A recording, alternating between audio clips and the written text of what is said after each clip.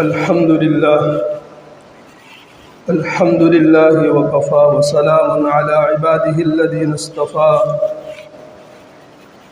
أما بعد فأعوذ بالله من الشيطان الرجيم بسم الله الرحمن الرحيم يا أيها الذين آمنوا كونوا قوامين بالقسط شهداء لله ولو على أنفسكم أو الوالدين والأقربين إن يكن غنيا أو فقيرا فالله أولى بهما فلا تتبعوا الهوى أن تعدلوا وإن تلؤوا أو تعرضوا فإن الله كان بما تعملون خبيرا صدق الله مولانا العظيم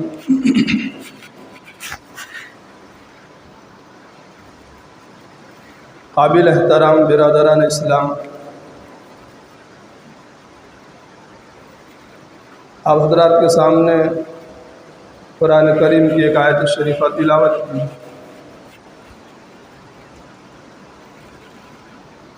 اس آیت شریفہ میں اللہ تبارک و تعالی نے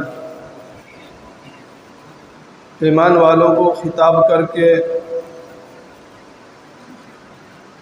عدل و انصاف کے اوپر قائم رہنے کا حکم دیا،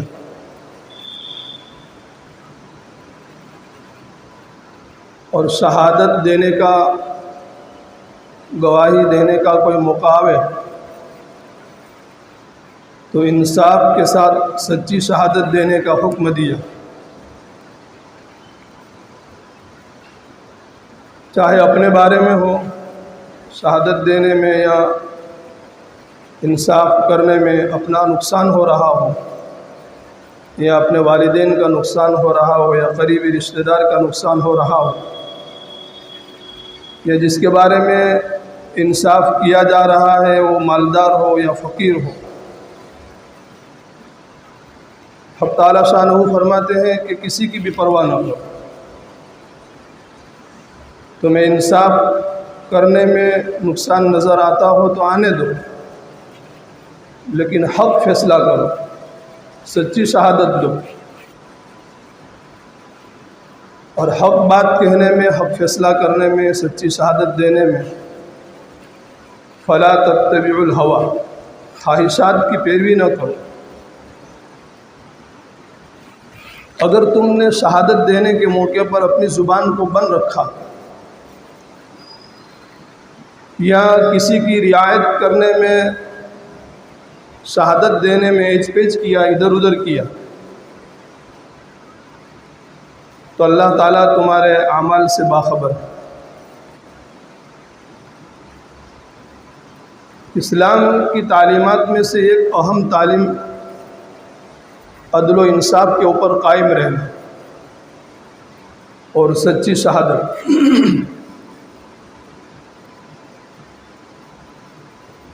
حضرت آدم علیہ السلام سے لے کر آخر الزمان آقا مکی و مدنی تاجدار مدینہ جناب محمد الرسول اللہ صلی اللہ علیہ وسلم تک جتنے بھی انبیاء اور رسول دنیا میں تشریف لائے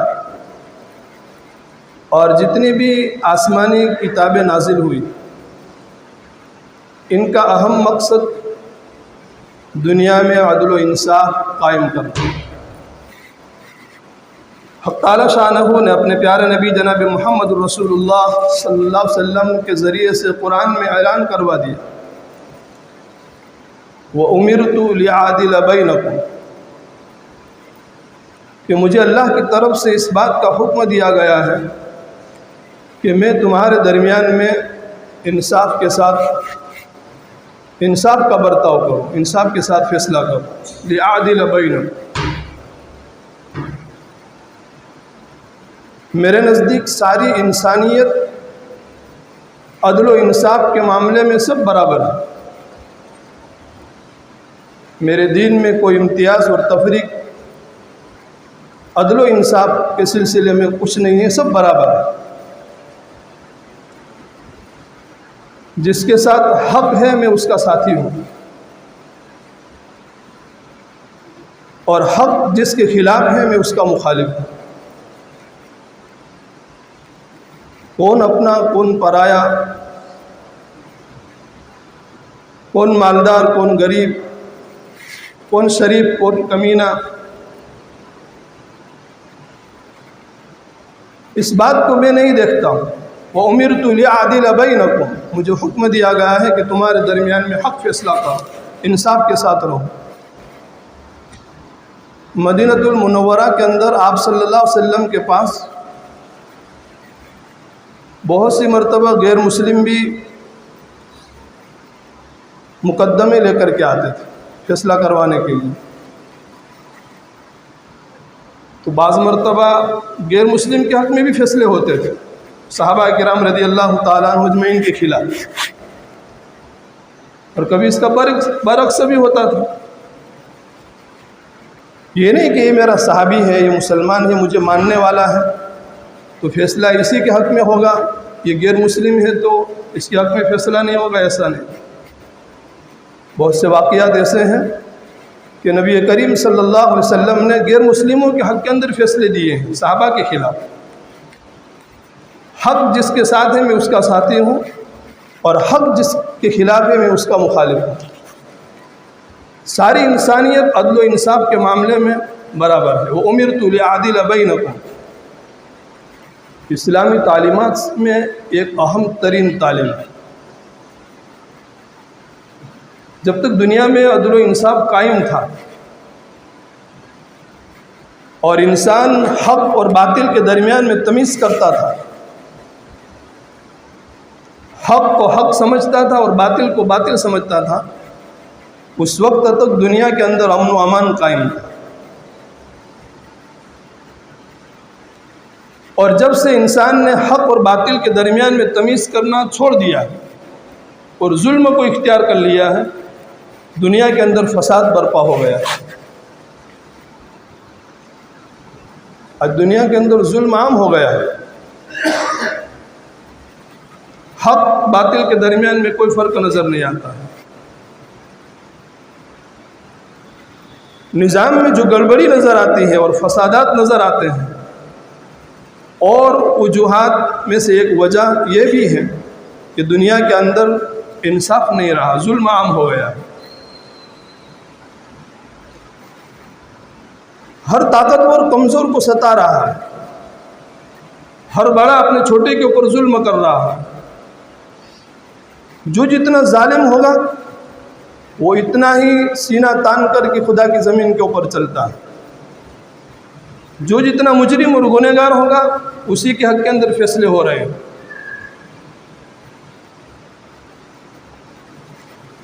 تو دنیا میں جب سے حق اور باطل کے درمیان میں انسان نے تمیز کرنا چھوڑ دیا ہے اور ظلم کو اختیار کیا ہے، اللہ کے نظام کے اندر یہ تبدیلی آئی۔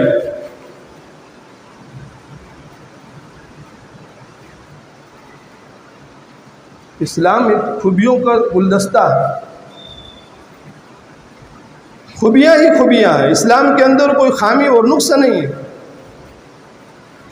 آج کچھ لوگ ٹیڑھی عقل رکھنے والے، غلط سوچ رکھنے والے اسلام کے اندر خامیوں کو تلاش کرتے ہیں، نقص کو تلاش کرتے ہیں۔ نہیں،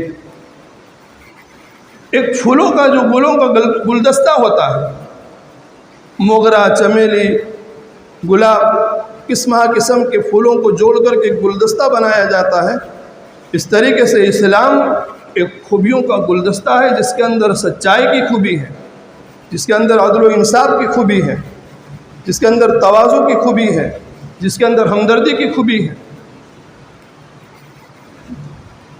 اسلام نے نہ کبھی ظلم کیا ہے، نہ ظلم کرنے کی اجازت دی ہے، نہ ظلم کو پسند کیا ہے،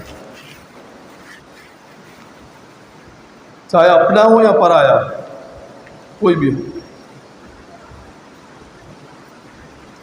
اور اسلام کی تعلیمات میں سے، اللہ کے احکام میں سے، جناب نبی کریم صلی اللہ علیہ وسلم کے طریقوں میں سے کوئی ایک طریقہ یا اللہ کا کوئی ایک حکم یا اسلام کی تعلیمات میں سے کوئی ایک تعلیم، چاہے وہ چھوٹا ہو یا بڑا ہو، انسان کے لیے اس کے اندر خیر ہی خیر ہے، بھلائی بھلائی ہے۔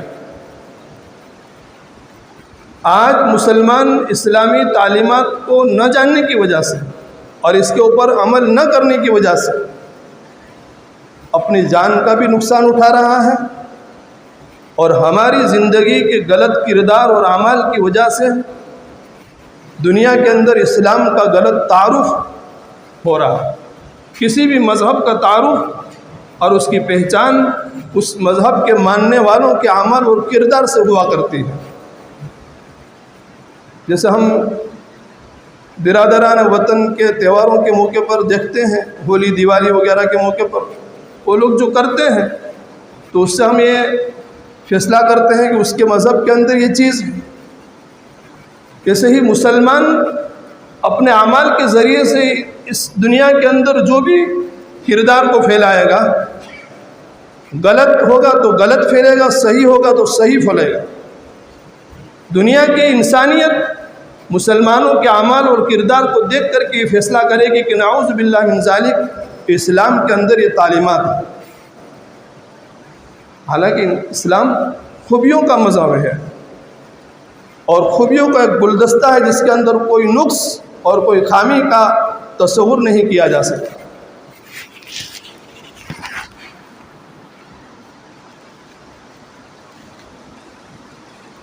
ایک مکھی ہوتی، چھوٹی سی مکھی، کتنی اللہ کی چھوٹی مخلوق۔ آدمی جب چائے پینے کے لیے پلیٹ ہاتھ میں لیتا ہے یا دودھ پینے کے لیے پیالہ ہاتھ میں لیتا ہے، جب کھانے کے لیے بیٹھتا ہے، سالن کا کٹورا ہوتا ہے، اس میں مکھی گر جایا کرتی۔ جس مذہب کے اندر اس گری ہوئی مکھی کے بارے میں بھی انسان کو تعلیم دی گئی ہو، اس مذہب میں کیا کوئی ظلم کا تصور کیا جا سکتا ہے؟ اس مذہب میں کیا کوئی خامی اور کوئی نقص کا تصور کیا جا سکتا ہے؟ ہرگز نہیں۔ کیا تعلیم ہے؟ گر گئی مکھی، ہم کیا کرتے ہیں؟ کبھی تو پوری چائے کی پلٹ کو ہم گرا دیتے ہیں۔ اسلام کی تعلیم معلوم نہ ہونے کی وجہ سے چائے گرا دی، پوری سالن کا کٹورا تھا، کٹورا گرا دیا، دودھ پی رہے تو دودھ کا پیالہ پورا گرا دیا، اللہ کی نعمت کی ناقدری کر دی۔ کبھی یہ ہوتا ہے کہ اس گری ہوئی مکھی کو نکال کر کے پھینک دیتے ہیں اور کھا لیتے ہیں۔ دونوں میں سے کوئی طریقہ صحیح نہیں۔ پیارا آقا جناب محمد الرسول اللہ صلی اللہ علیہ وسلم کی تعلیم یہ ہے۔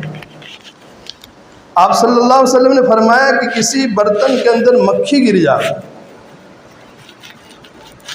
تو اس گری ہوئی مکھی کو ڈبو دو اسی میں، چائے ہے تو چائے میں، دودھ ہے تو دودھ ہے، سالن ہے تو سالن ہے۔ ڈبونے کے بعد اس مکھی کو پھر نکال کر کے پھینک دو اور پھر کھا لو۔ پینے کی چیزیں تو پی لو، استعمال کر لو۔ کیوں؟ مکھی کے دو پر ہوتے ہیں، ایک پر کے اندر مرض بیماری ہوتی ہے اور ایک پر کے اندر شفا ہوتی ہے۔ اور مکھی کی عادت یہ ہوتی ہے کہ جب کسی برتن کے اندر گرتی ہے تو بیماری والا، مرض والا پر وہ آگے کرتی ہے۔ اس لیے جناب محمد رسول اللہ صلی اللہ علیہ وسلم نے فرمایا کہ جب اس نے بیماری والا پر آگے کر دیا ہے، داخل کر دیا ہے، اب تم پوری ڈبو دو تو بیماری کے ساتھ دوا بھی ہو جائے، علاج بھی ہو جائے۔ اس مذہب کی کتنی پاکیزہ تعلیم ہے، کتنی خیرخواہی اور ہمدردی اس کے اندر چھپی ہوئی ہے۔ کیا یہ مذہب کبھی ظلم کو برداشت کرے گا؟ ظلم کرنے کی تعلیم دے گا؟ اس مذہب کے اندر ظلم کا تصور کیا جائے گا؟ ہرگز نہیں۔ آپ صلی اللہ علیہ وسلم نے فرمایا کہ رات کو جب سو تو برتن کو ڈھانک کر کے سو، کھلا مت چھوڑو۔ اگر کوئی چیز اس میں رکھی ہے کھانے کی، اس کو ڈھانک۔ اگر خالی برتن ہے تو اس کو الٹا کر دو۔ کیوں؟ پورے سال میں ایک رات ایسی ہوتی ہے کہ جس رات میں آسمان سے ایک وبا نازل ہوتی ہے۔ اگر خدا نخواستہ وہ نازل ہونے والی وبا اس برتن کے اندر چلی گئی اور میرے امتی نے اس کو استعمال کر لیا لا علمی کی وجہ سے، تو ہو سکتا ہے کہ لا علاج بیماری کے اندر مبتلا ہو جائے۔ تو جناب محمد الرسول اللہ صلی اللہ علیہ وسلم نے فرمایا کہ اس چیز سے بچنے کے لیے یہ تعلیم دی کہ برتن کو کھلا چھوڑ کر کے مت سو، اگر کوئی کھانے کی چیز ہے اس کو ڈھانک، اگر خالی ہے تو اس کو الٹا کر۔ یہ محسن انسانیت۔ تو یہ آقا صلی اللہ علیہ وسلم کے ذریعے سے اللہ پاک نے قرآن میں اعلان کروا، وَأُمِرْتُ لِأَعْدِلَ بَيْنَكُمْ، مجھے اس بات کا حکم دیا گیا ہے کہ میں تمہارے درمیان میں انصاف کروں۔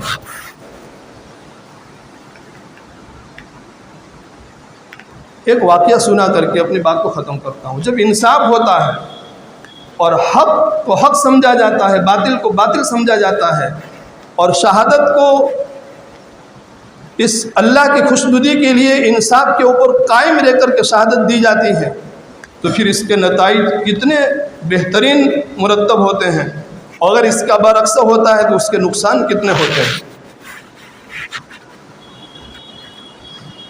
13ویں صدی ہجری کا واقعہ ہے۔ کاندھلا مظفر نگر یو پی کا ایک مردم خیز قصبہ ہے، جہاں بڑے بڑے اللہ کے ولی علماء کرام پیدا ہوئے۔ اس وقت ہندوستان میں انگریز کا تسلط تھا۔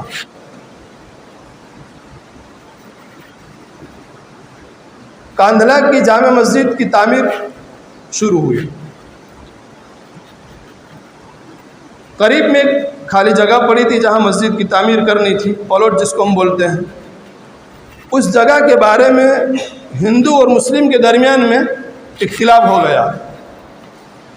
ہندو بھائیوں نے کہا کہ یہ زمین مندر کی ہے، ہماری ہے۔ مسلمانوں نے کہا کہ یہ مسجد کی زمین ہے۔ اس وقت جج انگریز تھا۔ عدالت میں ایک واقعہ، یہ قضیہ پہنچا۔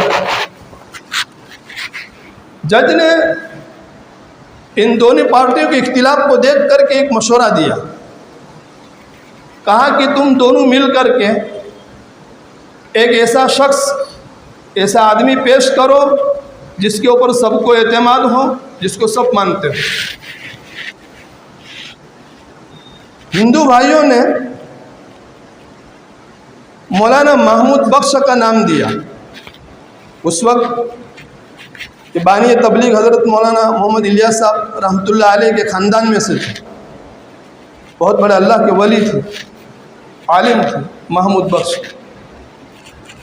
ہندو بھائیوں نے نام دیا کہ ایک شخص ہے کہ جب بھی کوئی اس طریقے سے اختلاف ہوتا ہے تو یہ حق فیصلہ کرتے ہیں اور سچی شہادت دیتے ہیں۔ جب جج بھی تعجب میں پڑ گیا کہ ہندو ہو کر کے ایک مسلمان عالم کا نام پیش کر رہے ہیں، جبکہ ان کی رائے کے مطابق فیصلہ ہونا ہے۔ بہرحال جج نے کہا کہ مولانا کو عدالت کے اندر حاضر کیا جائے تاکہ آ کر کے اپنے تجربہ کی روشنی میں اپنی رائے پیش کرے کہ اس زمین کے بارے میں آپ کی کیا رائے ہے۔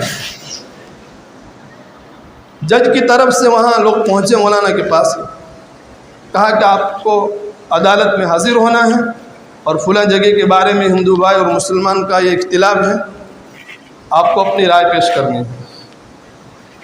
اولاً تو مولانا نے جواب دیا محمود بخش نے کہ آج تک میں نے انگریز کا چہرہ نہیں دیکھا ہے، اور قسم کھا لی ہے کہ آئندہ میں انگریز کا چہرہ نہیں دیکھوں گا۔ اور جج تھا انگریز، اب عدالت میں حاضر ہو تو چہرہ تو دیکھنا پڑے۔ اولاً تو یہ کہہ کر کے ٹال دیا۔ جج سنجیدہ تھا۔ جج کے سامنے جب یہ بات آئی تو جج نے کہا کہ مولانا سے کہو کہ بھلے میرا چہرہ نہ دیکھے، میری طرف پشت کر کے پیٹ کر کے مولانا کھڑے رہ جاوے، لیکن اس معاملے کے بارے میں رائے دے دے۔ مولانا کو دوبارہ بلایا گیا کہ جج صاحب کہتے ہیں کہ چہرہ نہ دیکھے تو نہ دیکھے، میری طرف پیٹ کر لے۔ مولانا عدالت میں پہنچے اور واقعتاً انگریز کے چہرے کے سامنے چہرہ نہیں کیا، پیٹ کی۔ یہ دشمنی تھی کہ انگریز، آج ہم انگریز کی تعلیمات کو اور انگریز کی ایجادات کو خوشی خوشی اپنا رہے ہیں۔ پھر مجھے اس واقعہ کو پورا کرنا ہے۔ تو مولانا عدالت میں آئے اور جج کی چہرے کی طرف پیٹ کر کے کھڑے ہوئے. جج صاحب نے کہا کہ مولانا اس معاملے اس جگہ کے بارے میں اپنے تجربے کی روشنی میں آپ رائے پیش کریں کہ یہ زمین ہندوؤں کی کہ مسلمانوں کی؟ اسلام کیا سکھاتا ہے؟ مولانا نے کہا کہ بڑے اطمینان کے ساتھ جواب دیا کہ مسلمانوں کا جو دعویٰ ہے کہ یہ زمین ہماری ہے، یہ دعویٰ بالکل غلط ہے. یہ زمین مسلمانوں کی نہیں ہے، یہ زمین مندر کی ہے، یہ زمین ہندو بھائیوں کی ہے.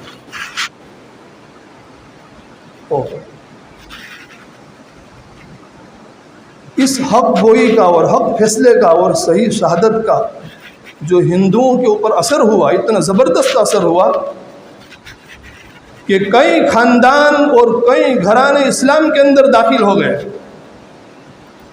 کہ جس مذہب کے اندر، جس اسلام کے اندر اتنی سچائی ہو اور اتنی صداقت کی تعلیم جو مذہب دے رہا ہو، کئی گھرانے داخل ہو گئے. اور جج نے کیا کہا؟ جج صاحب نے کہا کہ آج مسلمان ہار گئے لیکن اسلام جیت گیا. اگر مولانا یہ کہہ دیتے کہ یہ زمین مسلمانوں کی ہے تو مسلمان تو جیت جاتے ہیں، لیکن اسلام ہار جاتا، اسلام بدنام ہو جاتا. جج نے کہا کہ مسلمان ہار گئے لیکن اسلام جیت گیا. کئی گھرانے، کئی خاندان اسلام میں داخل ہو گئے اور کہا کہ اس زمین کے اندر مندر نہیں بنے گا اور مسجد بنے گی، اور آج سے یہ زمین مندر کی نہیں ہے، مسجد کی ہے، اور ہم آگے رہ کر کے اس مسجد کو بنائیں گے. کاندھلا کی جامع مسجد کی تعمیر ہوئی، آج بھی اس جگہ پر مسجد قائم ہے. اسلام سراسر خوبیوں کا گلدستہ ہے. اسلام کے اندر خوبیاں ہی خوبیاں ہیں. کبھی بھی اسلام نے ظلم کرنے کا نہیں کہا اور کبھی ظلم نہیں کیا ہے. اور جب آدمی صداقت پر رہتا ہے اور اسلام کی تعلیمات کے مطابق اپنی زندگی گزارتا ہے تو اس کے اثرات اور نتائج یہ ہوتے ہیں. اللہ تعالی ہم تمام کو کہی ہوئی باتوں کے اوپر اور سنی ہوئی باتوں کے اوپر کہنے سے اور سننے سے زیادہ عمل کرنے کی توفیق عطا فرمائے. وآخر دعوانا الحمدللہ رب العالمین.